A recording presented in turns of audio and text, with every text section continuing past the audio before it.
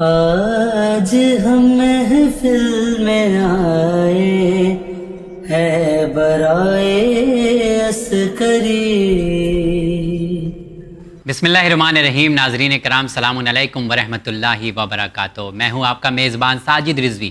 سب سے پہلے آپ تمام ناظرین کو چینل وین کی پوری ٹیم کی طرف سے ولادت باسعادت امام حسن عسکری علیہ السلام کے ولادت کے موقع پر آپ تمام کو چینل وین کی طرف سے ولادت کی بہت بہت مبارکباد پیش کرتے ہیں، اور آپ تمام کی جانب سے چینل وین کی ٹیم کی طرف سے وقت کے امام عصر علیہ السلام کی خدمت میں بھی ولادت کی بہت بہت مبارکباد پیش کرتے ہیں۔ جی ہاں ناظرین، آج امام حسن عسکری علیہ السلام کی زندگی کے بارے میں ہم لوگ بات کریں گے۔ امام حسن عسکری علیہ السلام کا ایک قول ہے جس سے اس پروگرام کا آغاز کرتا ہوں، اور کیا خوبصورت حدیث ہے، اس کا صبح و شام ہم لوگ مشاہدہ کرتے رہتے ہیں۔ امام علیہ السلام ارشاد فرماتے ہیں کہ لوگوں سے بے جا بحث مت کرو۔ کیوں مت کرو؟ اس سے کیا ہوگا کہ تمہاری جو آبرو ہے وہ ختم ہو جائے گی۔ پھر آگے امام ارشاد فرماتے ہیں کہ اور زیادہ مذاق نہ کرو، اس سے کیا ہوگا کہ لوگوں کو تم سے بات کرنے کی جرت پیدا ہو جائے گی۔ یہ دیکھا جائے تو یہ ایک عجیب و غریب نفسیاتی نقطہ امام علیہ السلام نے ارشاد فرمایا ہے، اور صبح و شام ہم لوگ اس کا مشاہدہ کرتے رہتے ہیں۔ جو شخص بہت زیادہ مذاق کرتا ہے، آپ نے بھی دیکھا ہوگا سماج میں ہر کوئی اسے جواب دینے کو تیار ہو جاتا ہے، اور اس کے اندر یہ جرت پیدا ہو جاتی ہے کہ وہ آسانی سے اسے جواب دے سکتا ہے جو زیادہ مذاق کرتے ہیں۔ اسی کے ساتھ اس پروگرام کا آغاز کرتے ہیں، اور آئیے شو پر ملاقات کرتے ہیں۔ چینل وین کے اسٹوڈیو میں موجود ہیں حجت الاسلام علی جناب مولانا جوہر عباس خان صاحب قبلہ۔ السلام علیکم مولانا صاحب۔ وعلیکم السلام ورحمۃ اللہ وبرکاتہ۔ سب سے پہلے تو آپ کو ولادت کی بہت بہت مبارکباد پیش کرتے ہیں۔ آپ اور تمام ناظرین کی خدمت میں مبارکباد پیش کرتا ہوں۔ مولانا صاحب، بہت کچھ بات کرنا ہے کیونکہ امام حسن عسکری علیہ السلام کے بارے میں جو بہت زیادہ انفارمیشن ہم لوگوں کے پاس نہیں ہے، نہ ہی اتنا زیادہ ہم لوگ بات کرتے ہیں۔ اور تو جیسا کہ ہم نے ابھی ایک حدیث بھی پڑھا ناظرین کے سامنے، یہ حدیث ہم لوگ نے سنا ہوگا لیکن اتنی گہرائی سے نہیں دیکھتے ہیں کہ یہ چیزیں سماج میں ہوتی رہتی ہیں۔ سوال جواب انشاءاللہ ہم لوگ کریں گے آج کے پروگرام۔ سب سے پہلی چیز جو میں جاننا چاہوں گا، اکثر ہم لوگ جو ہے مختصر تعارف کی طرف چلتے ہیں، لیکن سب سے پہلی چیز میں جاننا چاہوں گا کہ چاہنا اور ماننا، یعنی ہم آپ کو بہت چاہتے ہیں، ہم لوگ کہتے ہیں اہل بیت علیہ السلام کے چاہنے والے ہیں، لیکن کچھ لوگ ایسا کہتے ہیں کہ چاہنا الگ ہے اور ماننا الگ ہے۔ ذرا اس کی وضاحت کریں کہ ہم جو کہتے ہیں کہ ہم آپ کے چاہنے والے ہیں، اس سے کیا مراد ہے، اور ہم آپ کے ماننے والے ہیں، اس سے کیا فرق پڑتا ہے؟ بالکل، بسم اللہ الرحمن الرحیم، نحمدہ و نصلی علی نبیہ الکریم و آلہ الطیبین الطاہرین ولعنۃ اللہ علی اعدائہم اجمعین۔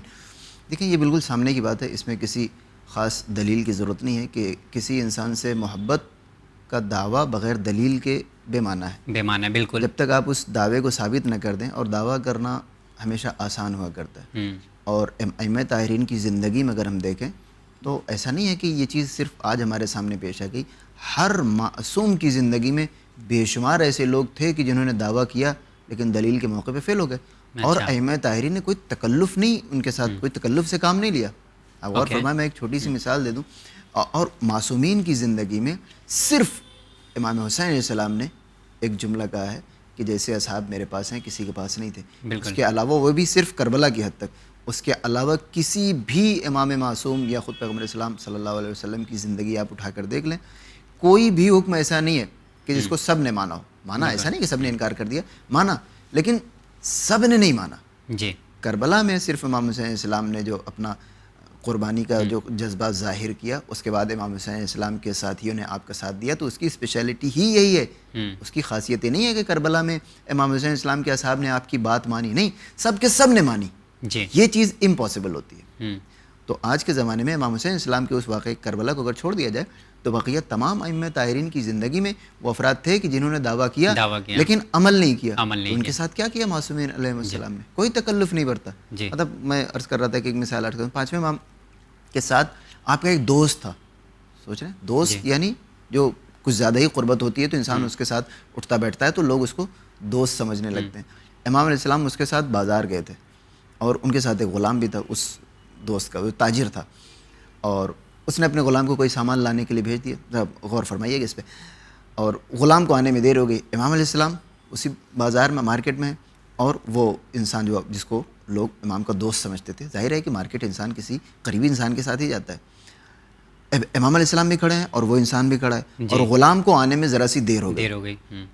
اب یہ پریشان ہو رہا ہے، شرمندہ ہو رہا ہے کہ امام علیہ السلام میری وجہ سے، اور امام بھی پسینے میں تر ہو گئے اور وہ خود بھی دھوپ کی گرمی کی وجہ سے دونوں پسینے میں نہائے ہوئے. تھوڑی دیر کے بعد غلام آیا. اب جیسی غلام کو اس نے دیکھا تو اس نے ایک گالی دے دی اس کو, کہا کہ کہاں رہ گیا تھا. بغیر کسی تکلف کے مولا نے فرمایا کہ آج کے بعد تم میرے ساتھ نظر نہیں آنا.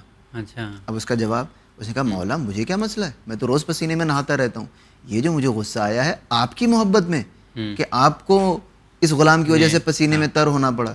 مولانا فرمایا چاہے میری محبت میں صحیح, لیکن ایک غلط کام امام معصوم کی موجودگی میں غلط ہی قرار دیا جاتا ہے. واہ. اب آپ ذرا غور فرمائیں کہ وہ عمل جو امام کی محبت میں انجام دیا گیا ہو وہ قابل قبول نہیں ہے, تو ہمارے دن بھر کے وہ اعمال کہ جو ہم بغیر کسی محبت تو چھوڑ دیجئے, ہم اپنی محبت میں یا دنیا کی محبت میں انجام دے رہے ہوتے ہیں, مولا کی محبت سے اس کا کچھ لینا دینا نہیں. تو جب امام علیہ السلام ان اعمال کو قبول نہیں کرتے, چاہے وہ دوست ہو چاہے وہ چاہنے والا ہو, ظاہر ہے وہ بھی امام کا چاہنے والا تھا, جو کہ امام کے لیے ہی اس نے امام کے لیے کر رہا تھا, لیکن اس کو امام علیہ السلام نے کہا آج کے بعد میرے ساتھ نظر نہیں آنا. قابل برداشت. اب بتائیے کیا ہم اور آپ امام کے ساتھ نظر آ سکتے ہیں اگر ان کے محبت کے دعوے کے بعد اس کی دلیل کے طور پر ان کی باتوں پر عمل نہ کریں؟ تو بالکل ناممکن ہے. ناممکن ہے. جی ہاں ناظرین, کیا بہترین امام علیہ السلام نے ارشاد فرمایا, اور مطلب یہ ہم لوگوں کے لیے صرف چیزیں ہیں, یہ واقعات جو ہوتے ہیں کہ شاید ہم لوگ اپنی زندگی کو اور بہتر بنائیں.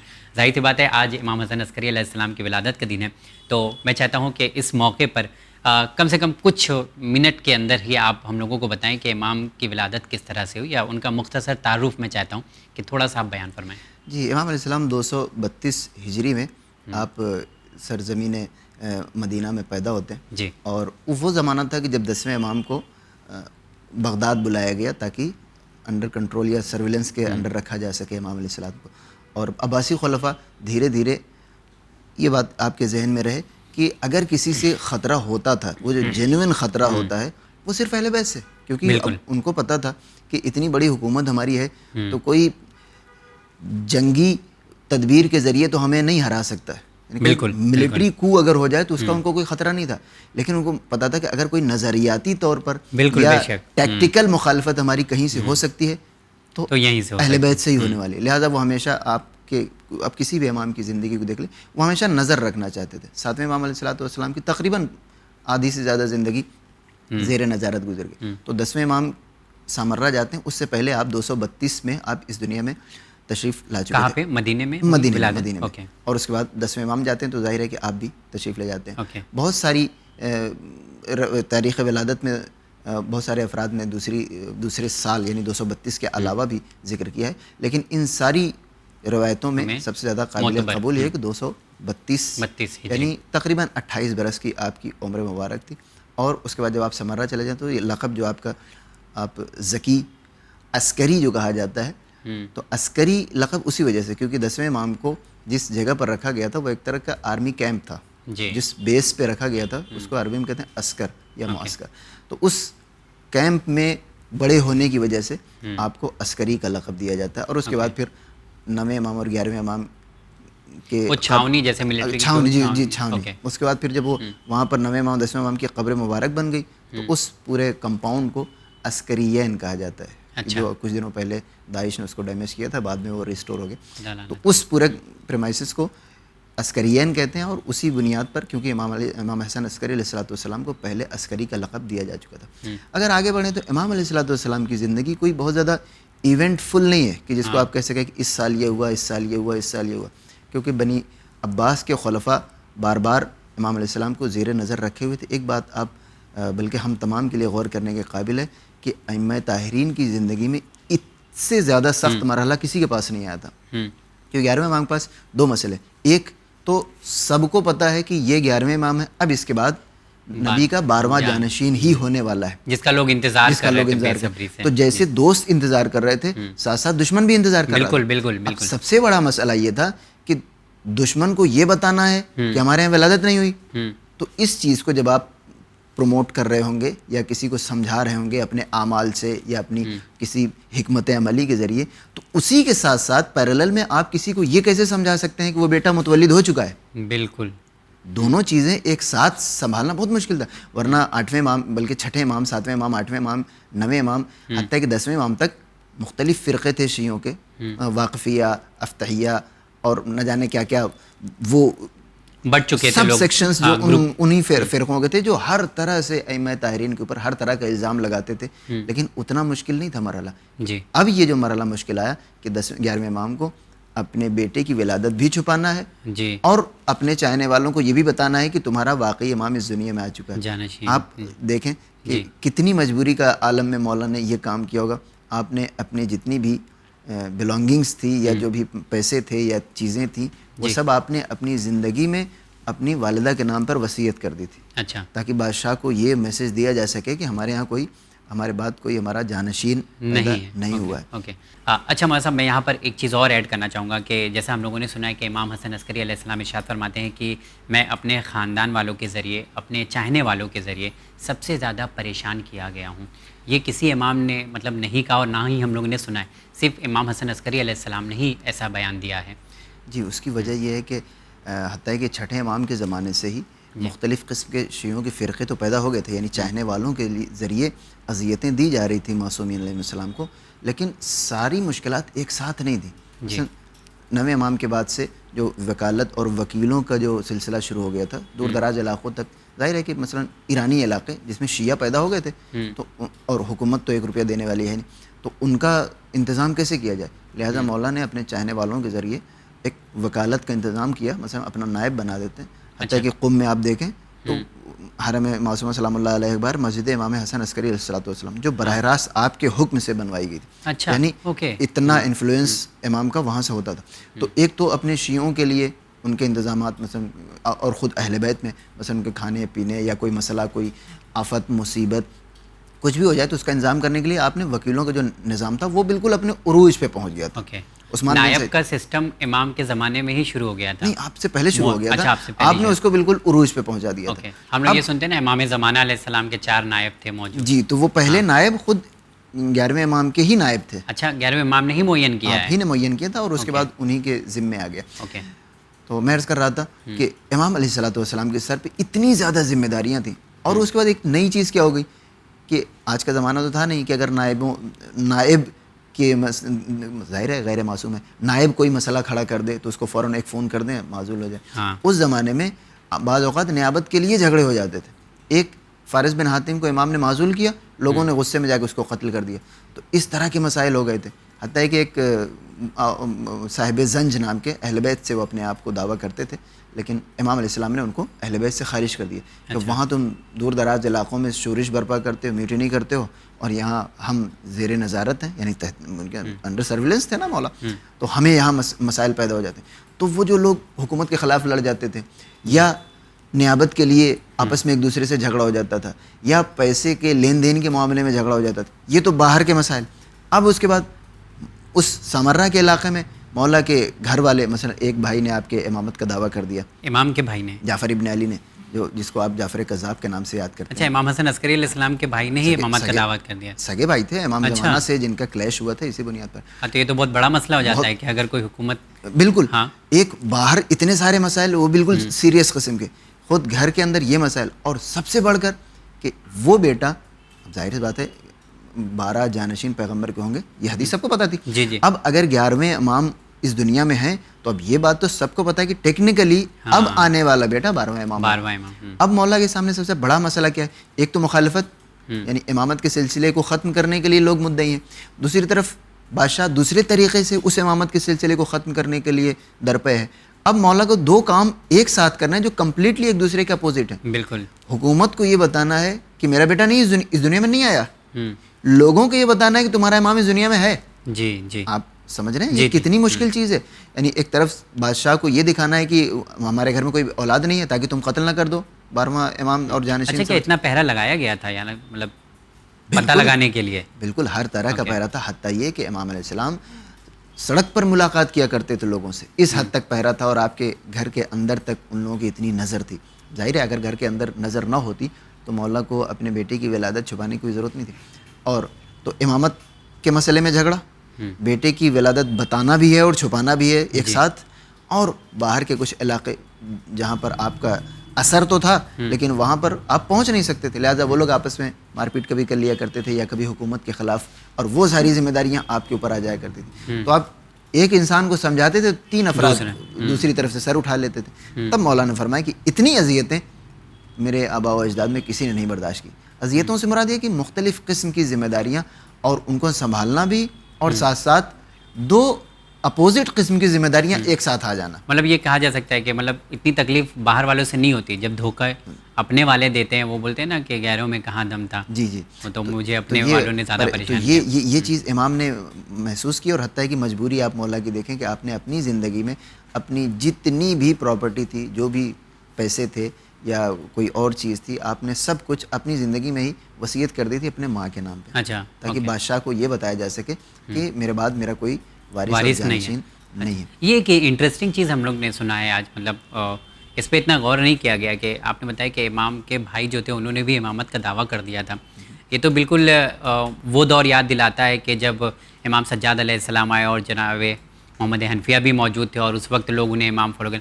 تو کیا یہ درار آگے بڑھی یا یہیں پر ختم کر دیا تھا امام نے؟ بالکل, دیکھیں ایسا نہیں ہے. ایک چیز آپ قابل غور ہے, اس پر آپ غور فرمائیے گا. سلسلہ وہ چلا, لیکن بعد میں حتیٰ کہ خود امام نے اس بات کا اظہار کر دیا کہ جعفر اور ان کے بیٹوں کا ہم سے کوئی تعلق نہیں ہے. تو وہ جو شعبے پہلے سے چل رہے تھے, مثلا افتحیہ یا اسماعیلیہ یا واقفیہ, وہ تو کچھ دن تک چلے, کیونکہ ظاہر ہے کوئی بھی مذہب جب نیا ہوتا ہے تو تھوڑا سا جوش میں رہتا ہے. لیکن جعفر کا مسئلہ زیادہ دن تک نہیں چل سکا, کیونکہ ان کو کوئی بیکنگ نہیں تھی. اور فرمان جو پہلے کے جو وہ تھے, جو فرقے تھے, ان کے پاس ایک نظریہ تھا, بہرحال جھوٹا سچائی صحیح, لیکن ایک نیریٹو تھا. ان کے پاس کوئی نیریٹو نہیں تھا.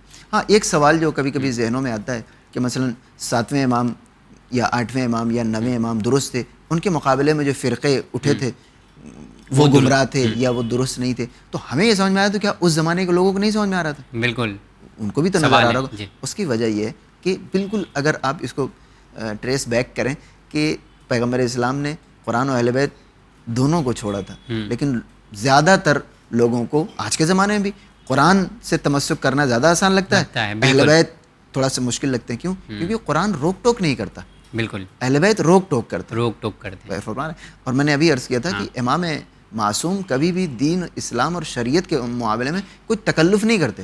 مثلا اگر آپ نے کوئی غلط کام کیا تو کوئی فرق نہیں پڑتا کہ آپ 40 سال سے مولا کے ساتھ رہ رہے ہیں یا 50 سال سے ان کی خدمت کریں, کوئی فرق نہیں پڑتا. اچھا, 5ویں امام نے فوراً اس کو دور کر دیا. تو یہ جو دوسرے فرقے کے مطلب کوئی ایک نیا فرقہ اٹھتا تھا امام کے خاندان اور گھر سے, اور اس کو فالوورز مل جاتے, تو اس کی وجہ یہ کہ امام معصوم کوئی تکلف نہیں کرتے, اور وہ ہر طرح کی رعایت دینے کے لیے تیار ہو جاتا. مثلا ایک آدمی ہے, اس کو امامت کو اس نے دعویٰ کر دیا, اور اس کو فالوور چاہیے, تو وہ تو ہر چیز کو جائز قرار دیں گے, آپ جو مرضی کریے. تو عام پبلک کو آسان اسلام زیادہ اچھا لگتا ہے, مشکل اسلام تھوڑا سا اس کو ٹف لگتا ہے. ایک چیز آپ نے ابھی یہ کہا کہ جو قرآن مجید اتنا روک ٹوک نہیں کرتا, اور اہل بیت علیہ السلام مطلب فوراً اگر غلط ہوتا ہے تو پریکٹیکل کر دیں. اس چیز کو مطلب آسان تھوڑا سا کر دیں کہ مطلب کیسے روک ٹوک نہیں ہوا. مطلب قرآن مجید تو ایک کتاب ہے جو ہم لوگ بولتے ہیں کہ ہدایت کا راستہ دکھانے والی ہے. جی ایگزیکٹلی, روک ٹوک تو قرآن نے بھی کی, ایسا نہیں ہے کہ قرآن نے روک ٹوک نہیں کی ہے, لیکن اس کی روک ٹوک عملی اور پریکٹیکل نہیں ہے.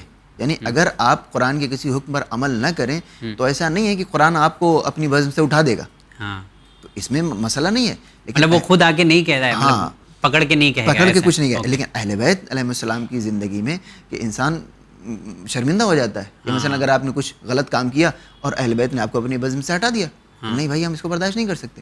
تو انسان, اچھا یہ فرق ہے. اور خصوصاً نارمل تو انسان اپنے آپ کو بچا لے کسی گناہ سے, کہ گناہ کر کے اہل بیت کی یا ائمہ طاہرین علیہ السلام کی شان میں یا ان کی بز میں نہیں جانا چاہتا تو انسان گناہ سے بچ جائے گا. لیکن جب انٹرسٹ کا کلیش ہوتا ہے, مثلا کوئی بڑی جاگیر مل رہی ہو یا کوئی بڑا خوف ہو آپ کی گردن پہ, آپ کی جان مال عزت یا اولاد کا خطرہ ہو, ایسے مرحلے میں وہ لیڈر یا وہ رہبر جو نہ ٹوکتا ہو, جو تھوڑا سا ڈھیل دیتا ہو, وہ زیادہ انسان کو اٹریکٹ کرتا ہے. یہ وجہ تھی کہ, اور ایسا نہیں ہے کہ بہت بڑے فالوورز مل گئے ہوں, بہت زیادہ فالوورز نہیں ملتے تھے, لیکن وہ لوگ کہ جن کا کام عام زبان میں کہا جائے کہیں اٹک رہا ہوتا تھا, تو ان کو اپنا کام بھی نکالنا ہے اور امام بھی مل جائے, دین بھی رہے, دنیا بھی رہے, سب کچھ چلتا رہے. تو ایسے لوگ, اس لیے فرقہ پرستی بڑھتی گئی تھوڑا. اوکے چلیے, وہ ڈھیل کی وجہ سے بھی ہو گیا. جی جی بالکل, معاملہ یہ تھا. اچھا ایک چیز اور ہے کہ ہم لوگ زندگی میں دیکھتے ہیں نا کہ ہماری زندگی میں بھی بہت اتار چڑھاؤ ہوتے ہیں, بہت پریشانیاں رہتی ہیں. اور جس طرح سے آپ نے ابھی بیان فرمایا کہ امام حسن عسکری علیہ السلام نے یہاں تک ارشاد فرما دیا تھا کہ جو ہے میں اپنے چاہنے والے اور زیادہ تر یا رشتہ داروں سے مجھے تکلیف ہوئی ہے. جی یہ مشہور ہوگا 11ویں امام نے حج تک نہیں کیا ہے کیونکہ وہ اتنا سرویلنس میں رہتے تھے کہ لوگوں نے یہ تک کہنا شروع کر دیا کہ اب انہیں جو ہے ہم نے تو کبھی حج کرتے ہوئے نہیں دیکھا 11ویں امام کے بارے میں. 11ویں امام کے بارے میں. اوکے, تو جیسا انہوں نے کہا, تو اس کو اگر آپ ہم لوگ کو بتانا چاہیں کہ کس طرح کے حالات سے یا اس طرح کی مشکلوں سے ہم لوگ آج کی لائف میں کیا سیکھ سکتے ہیں, امام نے کس طرح سے کیا. امام یا خود قرآن یا پیغمبر اسلام کی زندگی کو اگر دیکھا جائے تو ائمہ طاہرین کی زندگی اسی سیرت کا ادامہ ہوتی ہے. ٹھیک ہے, اگر آپ اس زندگی میں خوش رہنا چاہتے ہیں تو ایک حدیث جو پیغمبر اسلام سے معروف ہے اور بہت تقریباً سارے مسلمان فرقے اس کو نقل کرتے ہیں کہ آپ نے فرمایا کہ ایک دن وہ آئے گا کہ تمہارے اوپر دنیا کی ساری قومیں ٹوٹ پڑیں گی جیسے بھوکا دسترخوان کی طرف ٹوٹتا ہے. تو کسی نے کہا کہ کیا ہماری تعداد کم ہوگی؟ آپ نے فرمایا کہ نہیں, تمہاری تعداد بہت ہوگی لیکن تم سمندر کے جھاگ کی طرح ہوگے. تو اس نے فرمایا کہ سمندر کے جھاگ کی طرح, اس کی کوئی حیثیت نہیں ہوتی ہے, اٹھتا ہے پھر ڈوب جاتا ہے. اس نے کہا کہ اس کی وجہ کیا ہوگی؟ آپ نے فرمایا 2 چیزیں, ایک حب الدنیا, ایک دنیا کی محبت یعنی جس کی وجہ سے تمہاری یہ حالت ہو جائے گی کہ ساری قومیں تمہارے اوپر ٹوٹ پڑیں گی, ایک حب دنیا, اور موت کا خوف زیادہ ہوگا. آج اگر ہم چاہتے ہیں کہ ہم سارے مسائل سے آزاد ہو جائیں اور مشکلات نہ ہوں, یہ 2 چیزیں, موت کا خوف اور حب دنیا. موت کا خوف تو ظاہر ہے نظر نہیں آتا, حب دنیا زیادہ مسئلہ پیدا کرتی ہے. اس سے اگر آپ دور رہیں کبھی کوئی مسئلہ نہیں ہوگا. یعنی ائمہ طاہرین علیہ السلام آپ دیکھ لیں, ان کی شہادت ہو گئی, ان کو زندان میں ڈال دیا, ان کو ہر طرح سے پریشان کیا, لیکن کوئی الزام نہیں رکھ سکے ان کے اوپر. ورنہ ایک بات مطلب کوئی بھی وقت جو ہے مشکلوں سے خالی نہیں تھا امام, مشکلوں سے خالی نہیں تھا. حتیٰ کہ چوتھے امام کی زندگی آپ دیکھیں, آپ میدان کربلا میں ساری مصیبتیں آپ نے برداشت کر لی, اس کے بعد سید الساجدین اور زین العابدین کا لقب آپ کو دیا جاتا ہے. یعنی ان ساری مشکلات کے بعد آپ نے ایسی عبادت کی کہ آپ کو یہ القاب مل گئے. تو ہمارے مسائل تو کچھ بھی نہیں اس کے مقابلے میں, اور ہم تھوڑے سے مسئلے پہ کہہ رہے ہوتے ہیں کہ عبادت میں دل نہیں لگتا یا وقت نہیں ملتا. بالکل بالکل. چلیے مولانا صاحب, وقت بالکل نہیں اجازت دیتا کہ ہم لوگ آگے بڑھیں, لیکن ناظرین ایک چیز جو ہوتی ہے اس پروگرام میں کہ جب بھی کسی کی ولادت کا ذکر ہم لوگ کرتے ہیں تو یہ بڑی اچھی چیز ہوتی ہے کہ امام نے ہم لوگوں کے لیے کیا ارشاد فرمایا ہے, کیا بیان فرمایا ہے, مطلب کس چیز کی نصیحت دی ہے. تو میں چاہتا ہوں کہ جاتے جاتے آپ بتائیں امام حسن عسکری علیہ السلام نے اپنے چاہنے والوں کو کیا پیغام دیا ہے. جی, سب سے مشہور حدیث جو زیارت اربعین کے حوالے سے آپ نے بارہا سنے کہ مولا فرماتے ہیں کہ علامات المؤمن 5, مومن کی 5 علامتیں, صلاۃ الاحدی و 50 و تعفیر الجبین, یعنی سب سے پہلے تو 51 رکعت نماز پڑھے, سجدے کے وقت اپنی پیشانی خاک پر رکھے, والتختم بالیمین, دائنے ہاتھ میں انسان انگوٹھی پہنے, والجہر بسم اللہ الرحمن الرحیم, بلند آواز سے بسم اللہ الرحمن الرحیم کہے, اور زیارت الاربعین.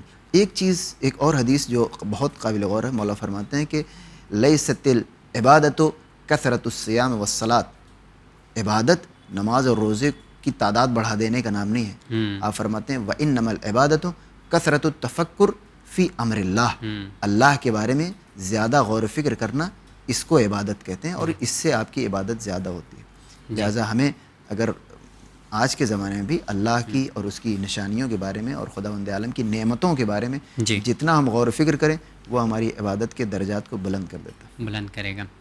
چلیے بہت بہت شکریہ مولانا صاحب, آپ اس پروگرام میں تشریف لائے. اور مطلب یہ وقت ہوتا ہے اور خاص وقت ہوتا ہے, اس ایسے وقت میں کیا ہوتا ہے کہ انسان تھوڑا سا معرفت حاصل کرنے کی کوشش کرتا ہے یا ان کے بارے میں جاننے کی کوشش کرتا ہے. یہی سب موقع ہوتے ہیں جسے ہاتھ سے ہم لوگ جانے نہیں دینا چاہیے. تو یہ ہم لوگوں کی کوشش تھی, آپ اس پروگرام میں تشریف لائے, آپ کا بہت بہت شکریہ. ایک بار پھر سے آپ کو ولادت کی بہت بہت مبارکباد پیش کرتے ہیں. جی ہاں ناظرین, اس پروگرام کو یہاں پر ختم کرتے ہیں. بہترین پروگرام رہا, جس امید کے ساتھ اس پروگرام کو ہم لوگ کرتے ہیں کہ آپ تمام لوگوں کو پسند آیا ہوگا. تو امید کرتا ہوں کہ ضرور پسند آیا ہوگا. اور امام حسن عسکری علیہ السلام کی زندگی کے حوالے سے, ان کے واقعات کو دیکھتے ہوئے اور جس طرح کی سچویشن انہوں نے اپنی زندگی میں دیکھی ہے, یہ ساری چیزیں ہم لوگ صرف سن سکتے ہیں, لیکن اس چیز کو احساس کرنا ہم لوگوں کے لیے شاید مشکل ہے. لیکن جو ریپیٹ ہوتی ہیں واقعات, جو چیزیں بتائی جاتی ہیں, وہ ہم لوگوں کے لیے اس میں کہیں نہ کہیں کوئی سبق ہوتا ہے اور کہیں نہ کوئی مقصد ہوتا ہے کہ اس سے ہم اپنی زندگی کو بہتر بنا سکتے ہیں. آج ایک بار پھر سے آپ تمام ناظرین کو ولادت کی بہت بہت مبارکباد پیش کرتے ہیں. اپنے اپنوں کا رکھے خیال, دیجیے اجازت ہمیں ہماری ٹیم کے ساتھ. بہت شکریہ.